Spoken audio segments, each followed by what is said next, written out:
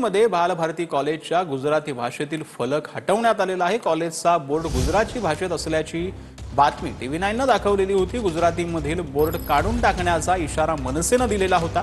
गुजरातीऐवजी आता बालभारती कॉलेजचा बोर्ड मराठीत लावणार असल्याची देखील माहिती आता समोर येते।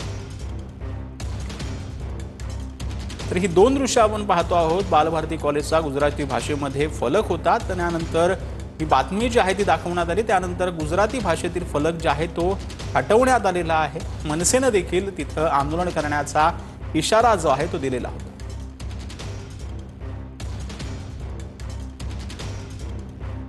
तर आता बातमी आहे अकोल्यामधून। अकोला महानगरपालिकेच्या सभागृहाला दिलेलं टिपू सुलतान नाव हटवण्याची मागणी शिंदेंच्या शिवसेनेने केलेली आहे।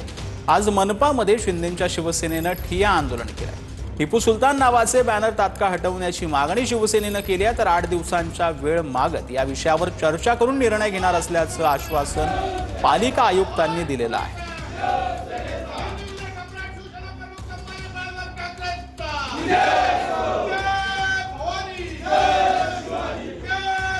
त्यांनी आम्हाला 8 दिवसाचं सांगितलं की आम्हाला 8 दिवस वेळ द्या। 8 दिवसात आम्ही काय कारवाई करतो तुम्हाला लिखित स्वरूपात देतो असं त्यांचं म्हणणं होतं। त्यासाठी आज आम्ही हे आंदोलन थांबवलं। आज नाही तर आम्ही हे बोर्ड काढणार होतो। आम्ही त्यांना हे सांगितलं की तुम्ही सांगा, तुम्ही कारवाई करत नसणार तर आम्ही ते बोर्ड काढतो। जे आमच्यावर कारवाई होणार तर आम्ही पाहू पुढे, कारण की तो इथे बोर्ड नाही पाहिजे। तुम्ही बोर्ड लावा ना, बाकी जे लोक आहेत त्यांचे बोर्ड लावा, तो बोर्ड आम्हाला इथे नाही पाहिजे, आमची मागणी आहे। त्यांनी 8 दिवस सांगितलेलं आहे। आम्ही यांनी नाही केलं नियमाप्रमाणे तर आम्ही या शहरामध्ये याबद्दल साक्षर मोहीम आणि सर्व करून तरी त्यांनी कारवाई नाही केली तर आमच्या पद्धतीने ते आम्ही बोर्ड काढतो। तर पुण्याच्या मुळशी तालुक्यातील मुलखेड येथे खंडोबा मंदिरातील शिवलिंगाची अज्ञात समाजकंटकांनी तोडफोड करत चोरी केली। या घटनेनंतर हिंदुवादी संघटना आक्रमक झाली असून या घटनेचा निषेध व्यक्त करण्यात आला। दरम्यान शिवलिंग विटंबना प्रकरणामध्ये अज्ञाताविरोधात गुन्हा दाखल करण्यात आलेला आहे।